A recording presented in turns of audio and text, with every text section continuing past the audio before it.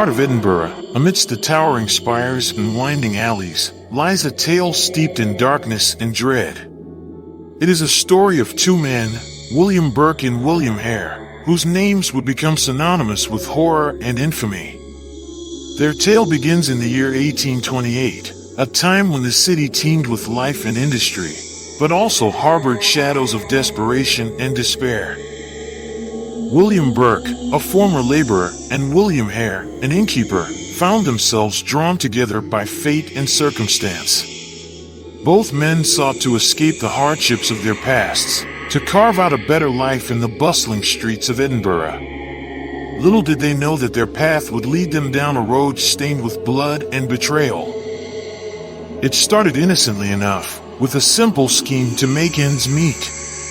Burke and Hare, ever the opportunists, realized that there was a demand for fresh cadavers for anatomical study in the city's medical schools. With no shortage of victims among the poor and vulnerable, they saw an opportunity to turn a profit from the dead. Their modus operandi was as callous as it was cunning. They would lure unsuspecting individuals to their home with promises of food and shelter, only to snuff out their lives in the dead of night. Their victims, chosen for their lack of connections and their vulnerability, would meet their end at the hands of Burke and Hare, who showed no remorse for their heinous deeds. As the bodies piled up, so too did their profits.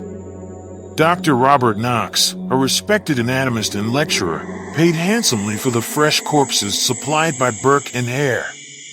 Oblivious to the true source of their specimens, Knox eagerly dissected the bodies in the name of science, his lectures drawing crowds eager to witness the latest advancements in medical knowledge. But the whispers of suspicion could not be ignored forever. Families began to ask questions about their missing loved ones, and rumors spread like wildfire through the streets of Edinburgh. The authorities, sensing that something sinister was afoot, launched an investigation into the disappearances, determined to uncover the truth.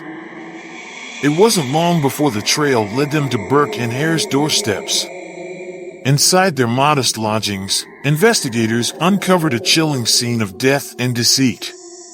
The walls seemed to close in around them as they pieced together the extent of Burke and Hare's crimes, each revelation more shocking than the last. In a dramatic trial that captivated the nation, Burke and Hare stood accused of multiple murders.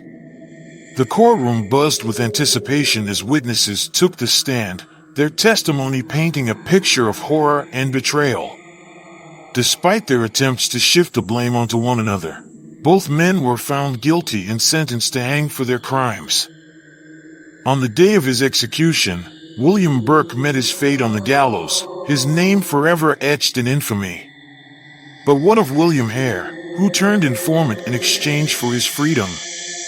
His whereabouts remain a mystery to this day, a haunting reminder of the lingering shadows cast by their dark deeds.